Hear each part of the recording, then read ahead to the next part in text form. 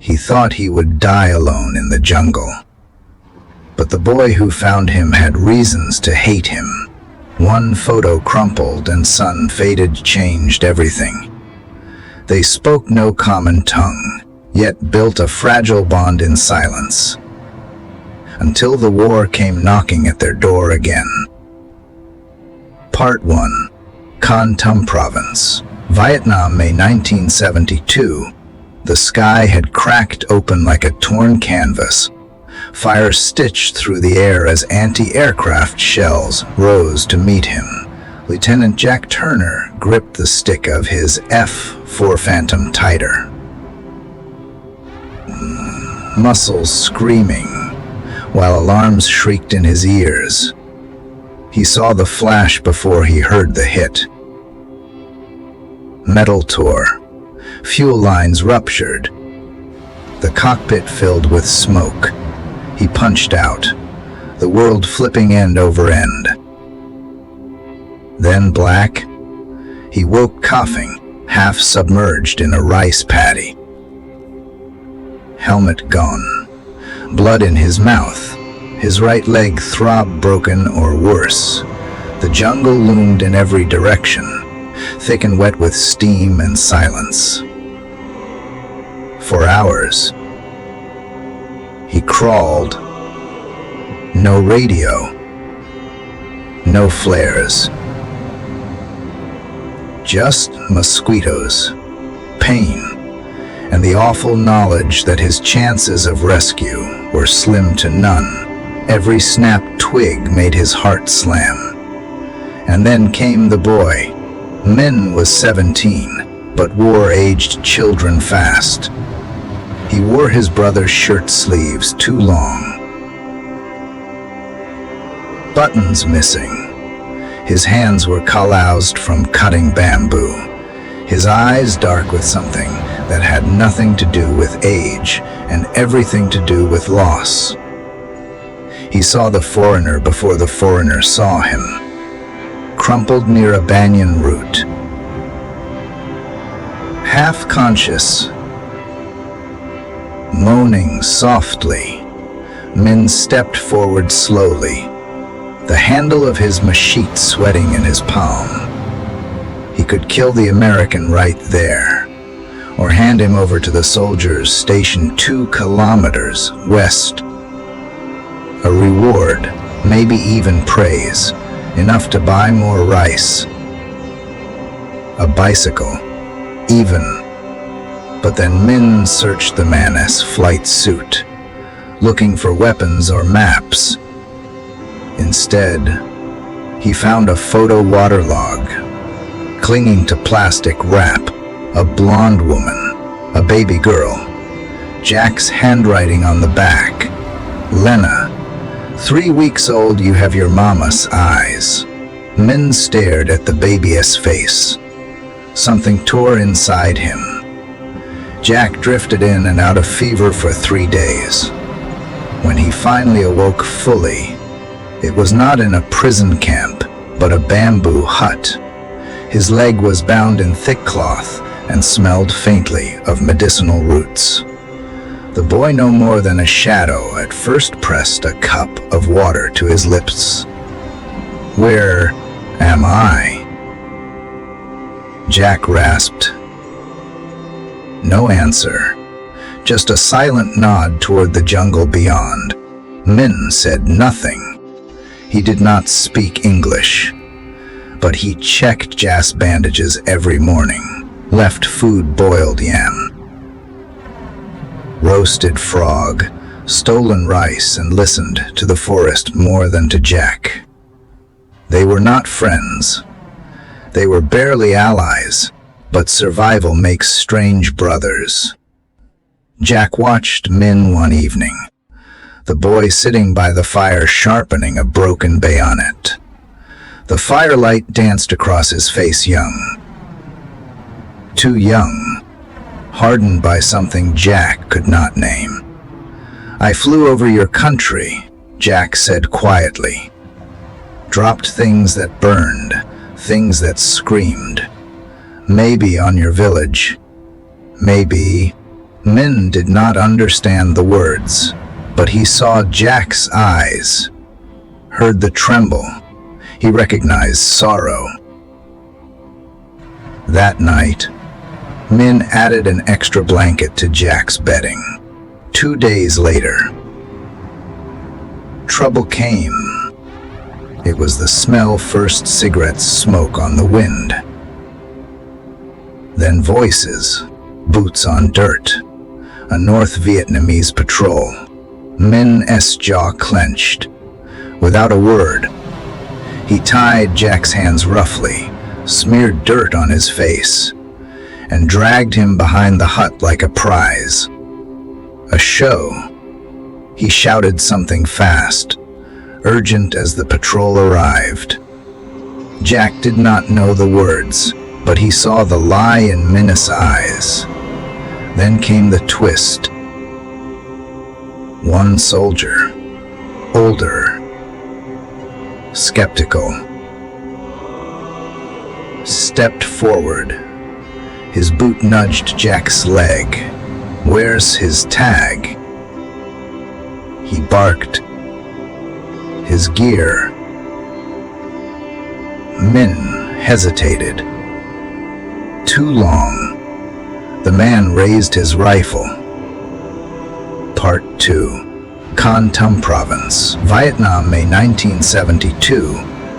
The patrol leader's rifle hovered inches from Min's chest. His question lingered in the heavy air. "Where's his tag?" Min's heart pounded so loudly, he feared they would hear it. Jack, tied and silent on the dirt, did not move, did not dare. The soldier's eyes darted, watching both of them, waiting for a crack in the story.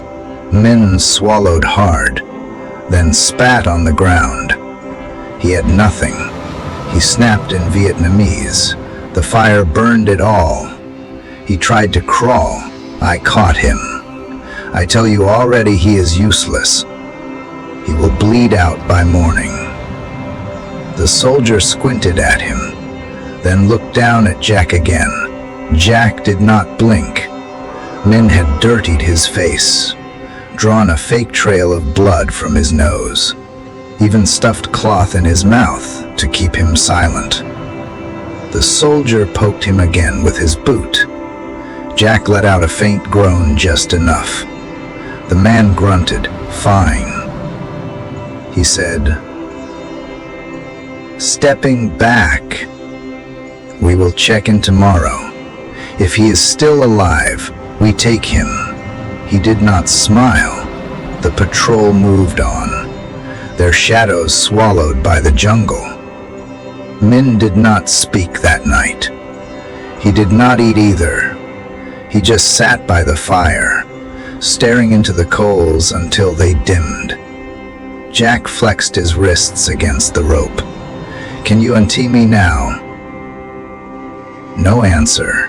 "I get it." He whispered, "You saved me, and now you are stuck with me." Min said nothing, but he untied the ropes. The next morning, they packed what little they had: a knife, a dried yam, a flask of rainwater. Min wrapped his brother's old shirt tight around his waist and slung Jack's arm over his shoulder. The man was nearly twice his weight. "Where?" Jack asked, still woozy. Min pointed west, toward Laos, toward something that looked like hope. They moved only at night, slow and painful. Jack's leg had improved, but barely. Min fashioned a crude crutch from a fallen branch. Every few miles, they would stop, drink, breathe, listen for footsteps. 3 days in, they heard helicopters. American. Jack lit a flare, stupid, foolish reflex, and Min tackled him before it cleared the trees. The flare fizzled on wet leaves. Min slapped Jack across the face. "No," he shouted, eyes wide with terror. Jack understood. Min was not afraid of being found. He was afraid of being seen with him. That night, they camped near a river. Jack stared at the stars, remembering carrier decks and steel bunks, remembering his wife, still young in his mind, probably staring at a folded letter by now. "Do you have family?" he asked. Min did not understand the words, but he pulled something from a pouch and handed it to Jack. A photo, black and white, creased and stained. It was a boy older, smiling, in uniform. His eyes looked like mince, but clearer, brighter. "Anne," Min said softly. "Brother." Jack nodded, heart tightening. He wanted to say sorry, but sorry felt too small. The border was still days away. Their food ran out. Min caught a lizard, split it between them. Jack gagged but ate. Hunger makes even the worst things taste like necessity. Min's strength began to fade. He coughed often now. One night, he shivered even as the jungle steamed. Jack reached out, checked his forehead. "Burning. We need help," he said. Min did not answer. He just looked away. On the sixth night, it happened. A low crack in the dark, not thunder. A rifle, then a shout. Jack turned just in time to see Min fall, clutching his side. The jungle exploded in noise. Voices, shots. Jack did not think. He grabbed Min, half carried, half dragged him into the underbrush. Bullets cracked behind them. Then silence. He did not stop until the sun was rising. Min lay limp in his arms, barely breathing. Jack knelt beside him, whispering, "Stay with me, please." He tore open the boy's shirt. Blood, thick and dark, oozed from his ribs. Not a kill shot, but bad. Jack's hands moved like they had back in flight school, when he trained in basic field medicine. Pressure, cloth, hope. The irony clawed at him. He had come to bomb this country, and now he was bleeding in it, trying to save the life of the only person who had not let him die. They needed out. Jack looked at the tree line, then at Min, then back to the sky. If they did not move, Min would die. If they moved, they might both be caught. Still, he wrapped his arm under Min's shoulder and stood. "We walk," he muttered one more time. Part 3. Western Highlands, near Laos border, May 1972. The jungle was a living thing. It clawed at Jack's arms, tangled in his boots, whispered threats in every rustle of leaves. But he did not stop. Min moaned in his ear, the sound weak and wet, like breath caught between ribs. Almost there. Jack muttered, though he had no idea where there was. Just west, always west. The ground sloped upward, cruel and slick with moss. Jack stumbled twice. Once, they both went down hard. He landed on his shoulder. Men cried out in pain. Jack bit back a scream of his own. But he got up again. They moved like ghosts, slow, unseen, driven not by strength, but by the refusal to let go. Jack could not remember the last time he slept. He talked aloud now, mostly to Min, sometimes to himself. Fragments of home spilled from his cracked lips, stories of Virginia autumns, Lena S. tiny fingers, his wife S. favorite records spinning in their living room. Min understood none of it, but maybe the tone, the rhythm, maybe those things held weight. By the second day, Jack's arms ached so badly he wanted to scream. Min drifted in and out, fevered, whispering Vietnamese in broken threads. Once, Jack caught a name, An. The brother, the dead one. Min kept reaching for someone who was not there. Jack held him tighter each time. At dusk, they found the wreckage of a village, charred huts, blackened trees. Craters in the earth still stank of old fuel. Jack recognized the blast pattern. This was us, he thought. This was my war. Min opened his eyes once and looked at the ruins. Something flickered across his face, pain. Maybe memory, then vanished. He closed his eyes again.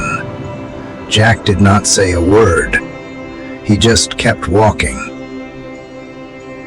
That night, the rain came hard and fast. Thunder cracked above them like artillery. Jack found a hollow under a rocky ledge and dragged men inside. They curled up together, soaked, shivering. Jack peeled open the cloth on Min's side. The wound was worse now, red and swollen. He had no antibiotics. Only leaves, sweat, and prayer. Dante, die on me. He whispered, you saved me. Min, let me do the same. He did not know if the boy heard him. On the fourth day, they reached the river. It was wide, fast, a silver blade cutting through the jungle. Jack stared at it, swaying on his feet. He had no raft, no strength left. But on the far bank, a rusted sign leaned at an angle, half hidden in vines. Laos, Laws, freedom. Jack waded in. The water was cold and strong. He kept mine above the surface with one arm and kicked with the other. Twice, they went under. Once, he hit a rock and gashed his shin. He screamed into the current. Teeth gritted, muscles flaming. When they finally reached the far bank, Jack collapsed beside Min, coughing up river water, his vision spinning. They had made it.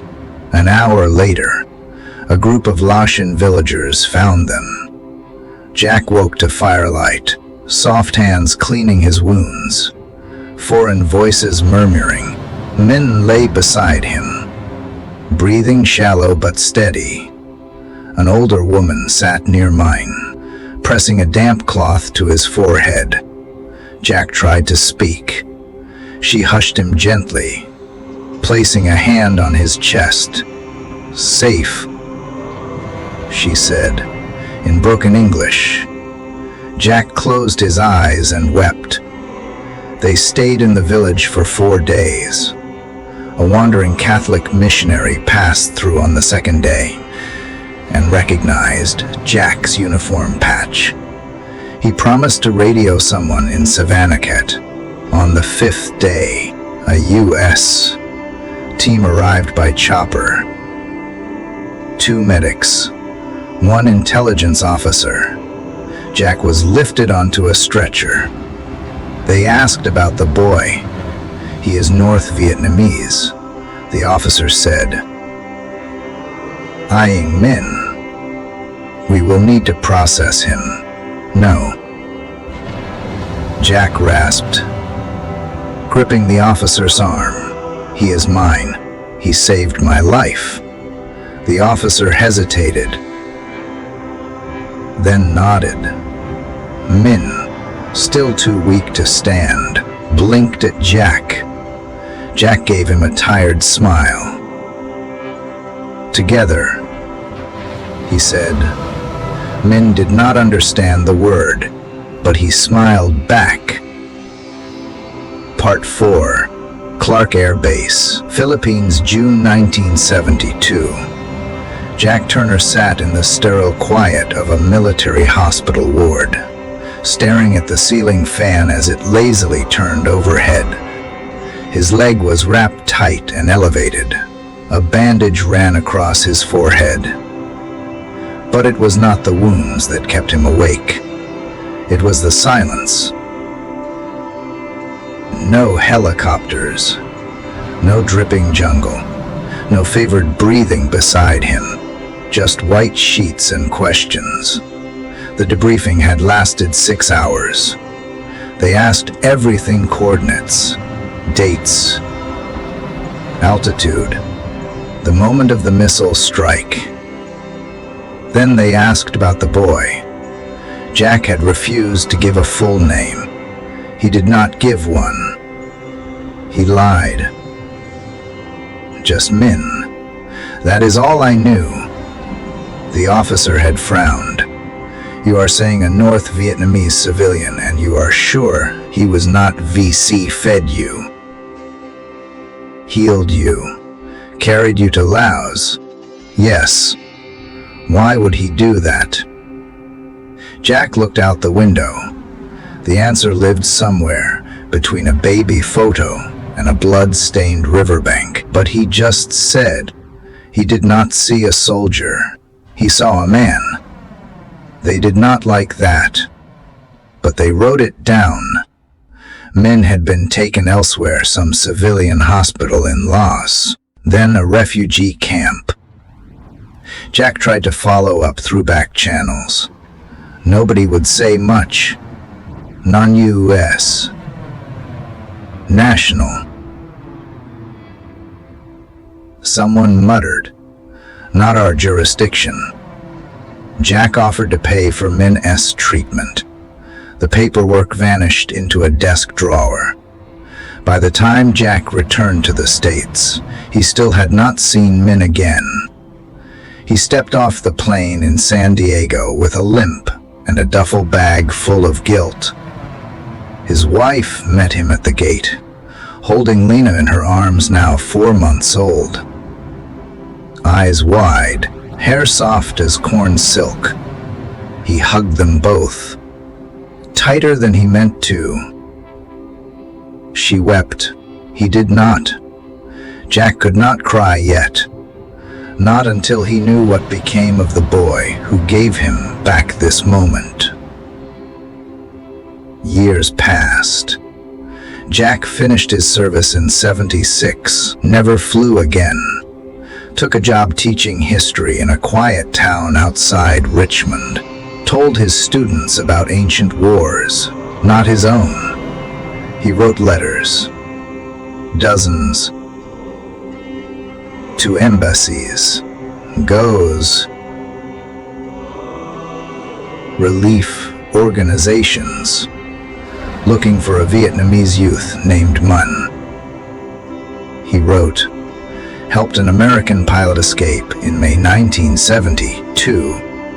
He never got a response. Sometimes he dreamed of the bamboo hut, the smell of rain, the way Min sat, quiet, carving wood to keep his hands busy. Sometimes he woke up saying the boy's name out loud. In 1982, Jack took Lena fishing. She was 10. Bright. Curious. Too curious. Did you ever kill anybody, Dad? Jack flinched, not at the question, but at how calmly she asked it. He looked out at the lake. Yes, he said softly. Oh. A pause. Did anyone save you? He smiled. For the first time in a long time. It did not hurt to remember. Yes. Sweetheart, he said, once. Someone did. In 1987, Jack received a form letter from the Red Cross. No news. No record. Min had vanished. And maybe that was mercy. Maybe he got to start over. But Jack did not forget. Every birthday, every year his daughter grew taller and stronger. Every time he saw a plane in the sky, he remembered the boy who should have been a man by now. He kept the old photo the one Min had shown him tucked in the back of his wallet. Sometimes he would take it out, press his thumb to the worn edge, and whisper, "I still owe you, kid." In 2002, 30 years after Kontum, Jack saw a headline in the Washington Post. Vietnam opens Central Highlands to foreign tourists. He folded the paper slowly. His hand trembled. That night, he booked a ticket. Part 5, Vietnam, October 2002. The plane touched down in Pleiku with a hiss and a shudder. Jack Turner stepped onto the tarmac and blinked against the sun. It was hotter than he remembered, or maybe his body. Older now, just carried the heat differently. He adjusted the brim of his hat, grabbed his canvas satchel, and took a deep breath. 30 years. 30 years since the jungle swallowed him whole, and a boy with haunted eyes pulled him back out. Now, Jack had come to repay a debt. The roads had changed. Where there had once been muddy trails, there were now dusty highways. Motorbikes buzzed like hornets. Neon signs clung to cement buildings like stubborn vines. But some things had not changed. The mountains still loomed in the distance, and the jungle still whispered, just beyond the edge of the modern world. Jack rode in the back of a truck for 2 days. His Vietnamese phrasebook dog-eared and useless. Most villagers did not speak English, and Jack did not expect them to. But he had something else. The photo. Min's photo of his brother yellowed now, the corners soft as cloth. Jack showed it to everyone he met. Some shook their heads. Some waved him off.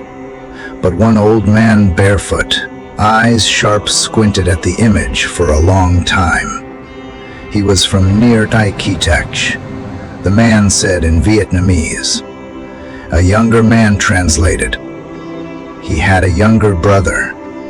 Quiet, always carving things. Jack's heart kicked against his ribs. Do you know where they lived? He asked. The man pointed north. Try the bamboo hills. The trail twisted up into thick highland fog. Jack walked the last mile alone, pack slung over his shoulder, boots muddy to the ankle. The trees leaned over the trail, ancient and patient. He came upon the village at dusk, It was small, maybe 20 houses, built from wood and rusted tin. Children laughed near a cooking fire. Chickens scratched in the dirt. A woman smiled at him from a doorway, then called out something Jack could not catch. A moment later, a boy no older than 10 ran toward him. He stopped a few feet away, eyes wide. Jack knelt. "Hi there," he said, slowly. "I am looking for someone." The boy tilted his head. Then he turned and ran back the way he came. Moments later, a man emerged from the shadows of a stilted home.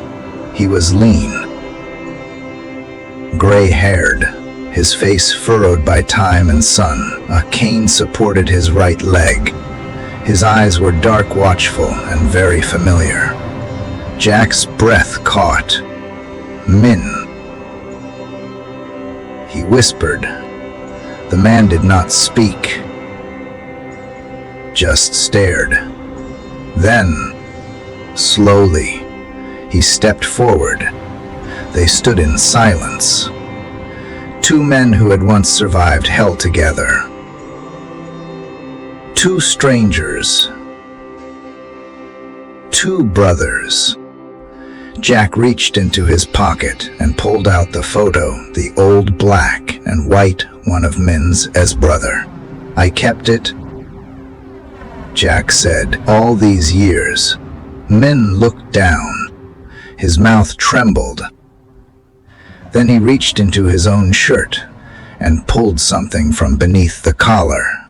A photo frayed, water-damaged, of a newborn girl in a pilot's arms. "Lena." Jack stared at it, blinking hard. "You," he choked out.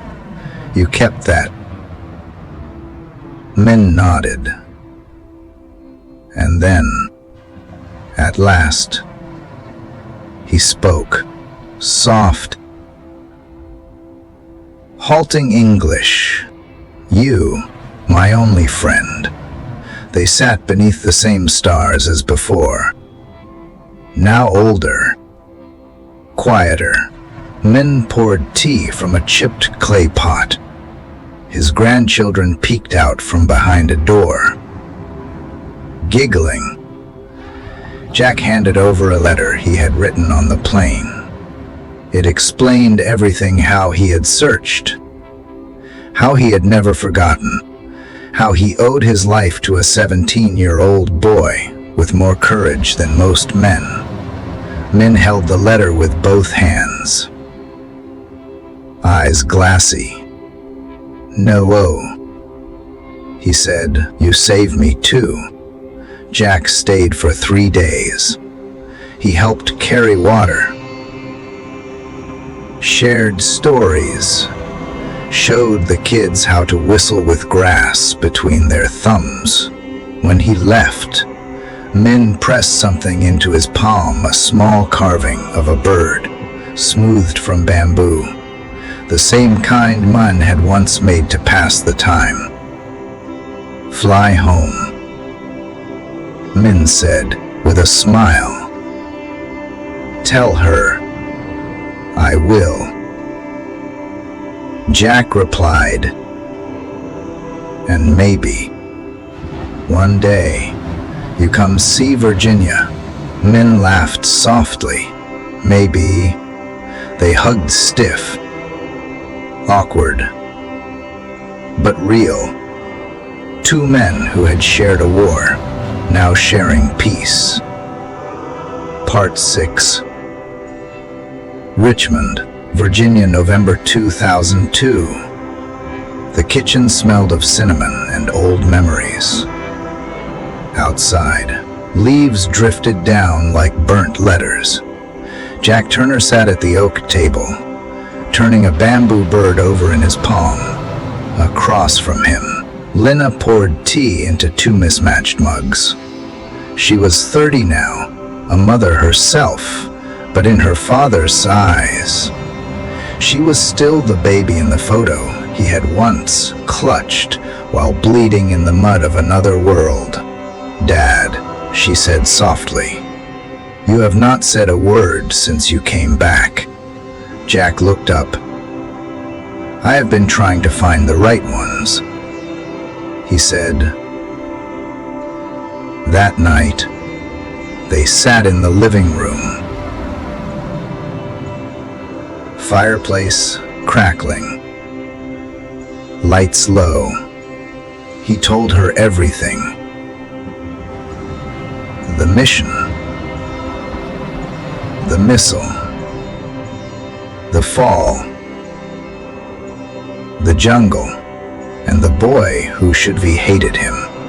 Lena listened without blinking, hands folded in her lap. Jack's voice stayed steady low, even but cracked only once. When he spoke about the baby photo men had found, about how it changed everything, about how it had saved his life. He pulled the photo from his wallet. Still there, soft with age. "You were 3 weeks old," he said. "You never knew, but you were the reason that boy did not turn me in. You gave me a face he could not shoot." Lena took the photo with trembling fingers. She stared at her younger self, so small, so unaware. Then she wept. Later, she looked at the bamboo carving he would brought home. "Did he really keep my picture all these years?" she asked. Jack nodded, close to his heart, same as me. She smiled through tears. "Then maybe he knew me better than I thought." The next morning, Lena found Jack in the garage, sitting beside an old trunk.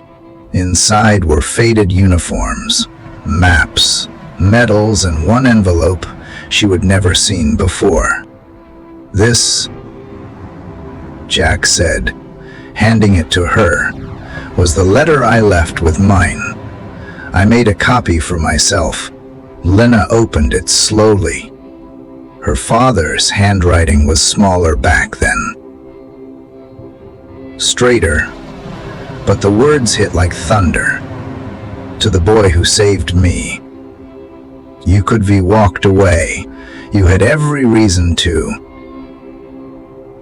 But instead, you chose mercy. I will carry that for the rest of my life. My daughter will grow up knowing your name. Because of you, she has a father with everything I am." Jack Turner. Lena pressed the letter to her chest and whispered, "I want to meet him." That night, Jack called Min. Translator helped bridge the gaps. Min laughed when he heard Lena's voice over the line. She called him Shiju Uncle. He liked that. Min's granddaughter spoke some English. They talked about school, about the carving Jack had brought back. They asked if Jack would ever come again. He promised he would. Weeks later, Lena hung a new photo in her hallway. 2 men, shoulder to shoulder, older now but smiling. Between them, 2 grandchildren holding hands. War, frozen in the background. Peace, framed in the center. Part 7. Zui to Highlands, Vietnam, 1972, weeks after the escape. Min woke up to the sound of chickens scratching outside the window and the faint H in his side. He was alive. The last thing he remembered was the river cold water, Jack's hands holding him. Then sky. Now, he lay on a thin mattress in a Laotian village. Bandaged, bruised, and full of questions. The American had vanished. The elder woman tending to men spoke no Vietnamese. She smiled often, pointed at his chest when she changed his dressings, said words he did not understand. Each day he tried to stand, and each day his body refused. But the boy who had dragged an enemy pilot through the jungle was no stranger to pain. He would rise again. On the 5th morning, a man with a cross around his neck arrived. The villagers called him Father Jean. He spoke a little Vietnamese, broken but kind. "You are safe," he told Min. "Your friend, he is gone now, back to America." Min did not answer. Jin sat beside him, hands folded. He left this, a folded piece of paper. Min opened it. Inside Jack's handwriting, shaky but strong. Words he could not read. Jin translated slowly. "To the boy who saved me." Min listened, face stone still, but his throat burned. The weeks passed. Mun recovered enough to walk. He helped mend baskets, split wood, carry water. Quiet work, the kind that kept his thoughts from drowning him. But nothing dulled the shame that came when he thought of his village, the neighbors, who never returned after the bombs. The brother buried without a grave. Had they known what he had done, that he had carried an American to safety, he never went home. Instead, Min moved south to a quiet valley far from memory. He built a hut with his own hands, grew rice, took in a widow who had lost her husband in the same war. Together, they had 2 sons. Min told her everything. She said nothing, but she never looked at him like a traitor, only like a man who had survived. For decades, he kept the baby photo, the one from Jack's flight suit, inside a clay jar by his bed, on nights when the jungle winds howled and ghosts came knocking. Min would light a candle and stare at that tiny face. She had eyes like forgiveness. In 1991, after the embargo eased, travelers began to return, tourists with cameras and books, volunteers with medicine and English. Min stayed out of sight. He trusted few, but in his fields, he carved birds from bamboo, dozens of them. Some he gave to children, others he burned in silence. Then one day, a man came asking questions, showing a photo of a smiling pilot, asking if anyone had heard of a boy who saved him. Min turned away. He was not ready. Not yet. When Jack finally arrived in 2002, Min saw him from the edge of the rice fields before the children even called out. He looked older, smaller, not like the giant in uniform Min remembered. But the moment their eyes met, the years collapsed like dry leaves. Min did not need a translator to know what Jack had come to say. He already knew.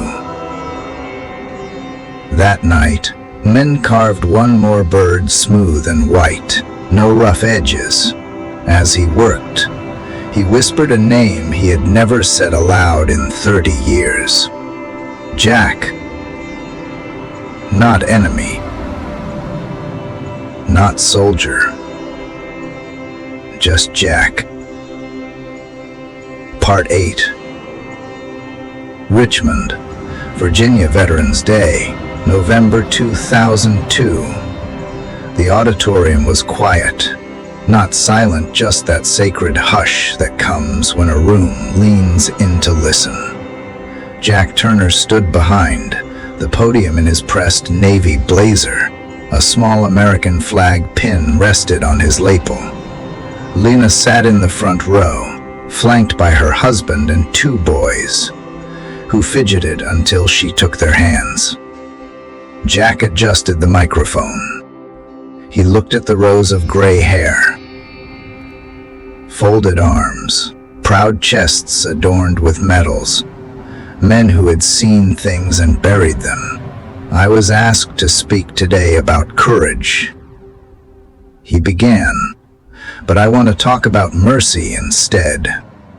He told them the story, not the official version, the one with the aircraft numbers and mission specs and recovery logs. He told them about the jungle, about crawling through mud and blood, about pain that blurred days into one long gasp. And then he spoke of a boy. He had every reason to hate me. Jack said, I was the face of everything that had taken his family, his home, maybe even his future. And yet, he reached into his coat pocket and pulled out the bamboo bird. He chose to save me. In the silence that followed, an older Marine in the second row wiped his eyes. A woman near the easel pressed a hand to her mouth. Jack did not expect applause. He just wanted the story to live beyond him. After the ceremony, a young man in his 20s approached, wearing a faded olive jacket.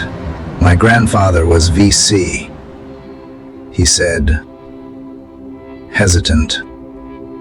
He never talked about the war, not until last year. He said he once saw a downed American being carried by a local boy, said he never forgot that image. Always wondered what happened to them. Jack smiled. Now you know. That night, back home, Jack opened his desk drawer and pulled out a map of Vietnam. He traced the old trails with a pencil, marked the river, the hut, the hills. Then he opened a new notebook and wrote at the top, the bamboo line, a story of war, and the boy who ended mine. Weeks later, a box arrived at Min's home in Vietnam. Inside, a hardbound book, its cover plain and navy blue, with a single title stamped in gold. Min held it in his hands like something sacred. When his granddaughter asked him what it was, he smiled and said only, history. That evening, Min brought out the carving Jack had once returned to him, the very same bird he would send across the ocean. He placed it beside the photo of Lena and the grandchildren. Then he picked up a knife and a strip of bamboo. One more bird, always one more. Part 9. Richmond, Virginia, March 2010. The letter came on a Thursday. It was handwritten, the envelope lined with old Vietnamese stamps.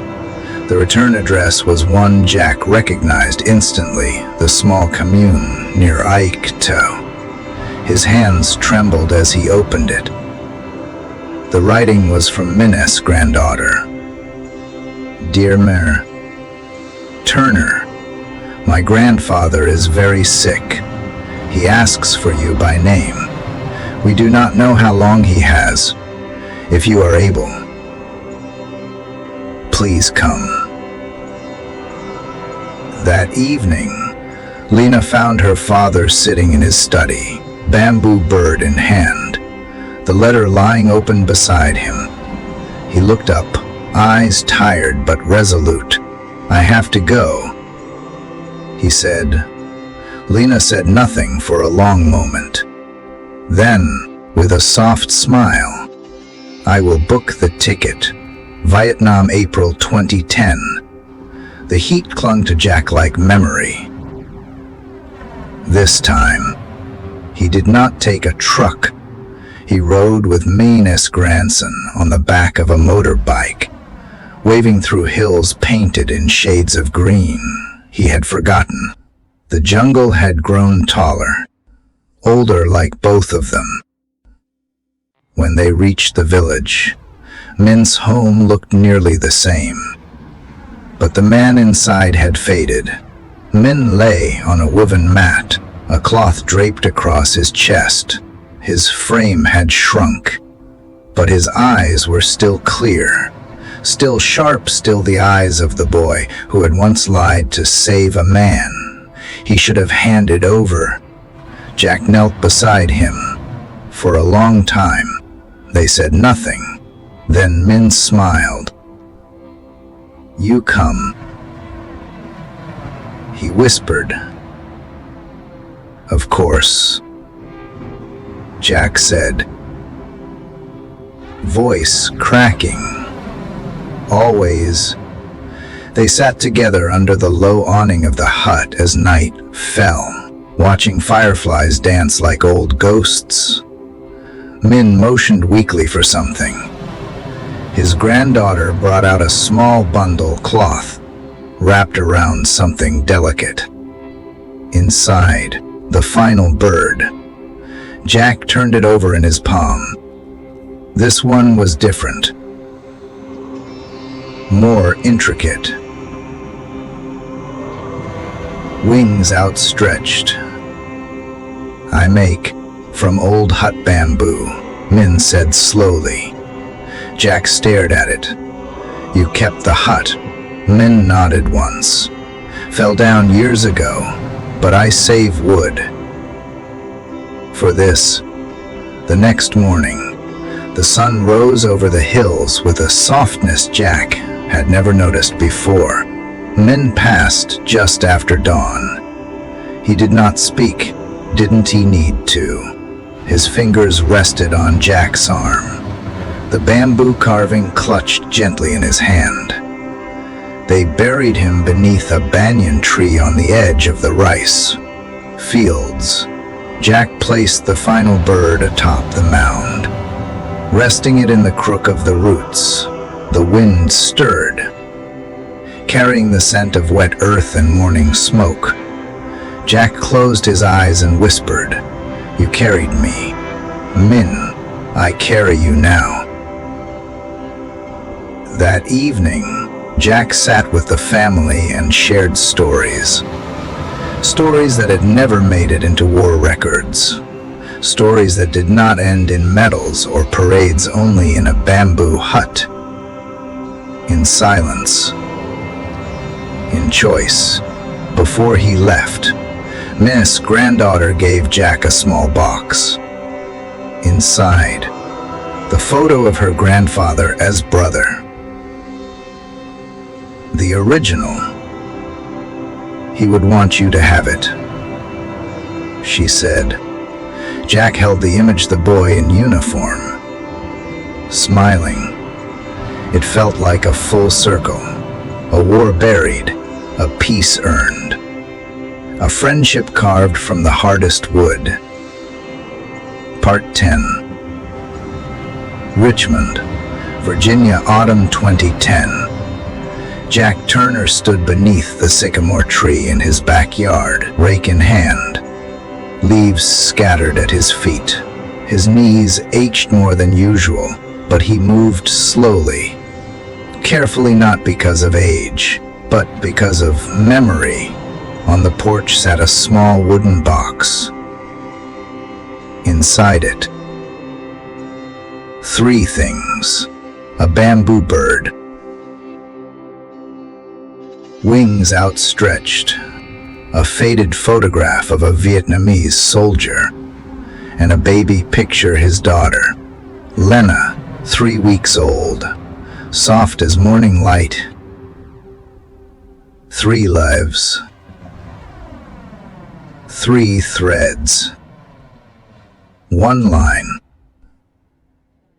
That winter, Lena invited him to speak at her son's School of Veterans Day visit. Jack agreed, but with one condition. "I am not bringing medals," he said, "just a story." The children sat cross-legged on the gym floor, fidgeting until Jack raised a small carved bird. "This," he said, holding it up, "is a story of war, but not the kind you see in movies." He spoke of Vietnam, of fire and falling, of the boy in the jungle who saw past the uniform and into the man. His name was Min. Jack said, "He was younger than most of you. He should be walked away, but he did not. He saved me, even though I would come to his land with bombs and orders." One teacher wiped her eyes. The kids sat in silence. Later that evening, Lena kissed him on the cheek. "You gave them more than history, Dad," she said. "You gave them hope." Jack smiled. "I owed it to Min." In 2015, a small museum exhibit opened in downtown Richmond, titled "Threads of Mercy: Unlikely Bonds in Times of War." Jack's bamboo carving sat in a glass case. The label beneath it read, "Carved from the remains of a jungle hut near Con Tum, Vietnam, given by Min Lee, a North Vietnamese civilian who saved U.S. Navy pilot Jack Turner in 1972, a symbol of courage and mercy in the midst of conflict." Veterans wept. Teachers brought students. Min's granddaughter flew in from Vietnam. She stood beside Lena, hand in hand, as photos of her grandfather scrolled across a screen. No politics, no blame, just memory and healing. In his final years, Jack returned to Vietnam once more, this time with Lena, with his grandchildren, with peace in his chest instead of ghosts. They found the banyan tree. The roots had spread wide. The earth was quiet. Lena knelt to place a flower at Min's grave. Her youngest son placed a small paper bird beside it, folded clumsily, but with care. Jack stood, watching. The wind stirred the tall grass. Bamboo clicked gently nearby. "You hear that?" he said, eyes misting. "It is the sound of him. Still here, on the flight home." Lena asked, "Dad, do you think it was fate?" Jack looked out the window. Clouds drifted below them like ghosts with nowhere left to go. "No," he said, "it was not fate." He turned to her, smiling gently. "It was choice." The end. Thank you for reading The Bamboo Line, a story of mercy in the shadows of war, and a bond that crossed every border.